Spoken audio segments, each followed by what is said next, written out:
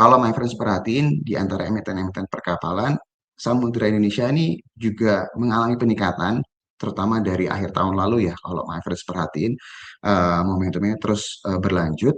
Tapi memang beberapa waktu terakhir ini terlihat fasenya lebih ke arah kayak fase konsolidasi. Saya tidak akan bahas secara teknikalnya, tapi nanti biar Iwan yang akan memperjelas secara teknikalnya. Tapi di sini yang mau kita sampaikan adalah kalau my friends mengikuti perkembangannya, ini ada salah satu artikel yang menarik ya.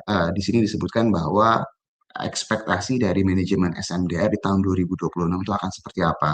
Jadi kalau misalnya my friends baca dari artikel ini, hal yang menarik itu adalah statement dari Direktur Utama Samudra Indonesia, ya ini Pak Bani Mulya bilang bahwa kinerja perdagangan global sepanjang 2025 itu terbukti lebih resilient dari perkiraan awal. Jadi kalau my friends mengikuti berita di awal tahun lalu, sebenarnya dari sisi manajemen itu bukannya pesimis, tapi mereka mencoba untuk lebih konservatif, melihat kira-kira seperti apa nih prospek di 2025. Dan kalau my friends ingat, di 2025 itu ada kejutan ya setelah kita libur Lebaran, yaitu adalah reciprocal tariff ya yang digaungkan dari Donald Trump, di mana itu berimbasnya itu cukup luas. Nah, ini kena nih ke emiten perkapalan juga pada saat itu, yang terutama fokusnya itu ke logistik, my friends. Jadi ingat ya, jadi ini emang SMDR ini memang lebih besar kontribusi revenue dari logistik.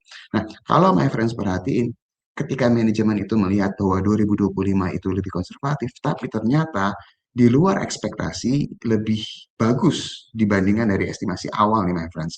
Jadi kalau misalnya my friends lihat pelaku bisnis atau siapapun yang terkorelasi dengan perdagangan secara internasional melihat tahun 2025 mereka sudah mempelajari pasti nih patternnya seperti apa yang akan dilakukan, kebijakan-kebijakan apa yang akan diberlakukan sama Donald Trump dan kira-kira akan seperti apa nih efeknya dalam waktu dekat atau kira-kira jangka menengah dan panjangnya. Jadi kalau toh pun kita mendengar seperti tarif yang lagi mau dilakukan lagi sama Donald Trump ke negara-negara Eropa, ini seharusnya sudah bisa diantisipasi sama pelaku bisnis. Jadi bisa dikatakan apabila tidak ada suatu hal yang baru lagi ya yang di luar ekspektasi pasar, harusnya tahun 2026 ini bisa jauh lebih baik nih secara kondisi global buat emiten perkapalan yang fokus di logistik seperti SMDR.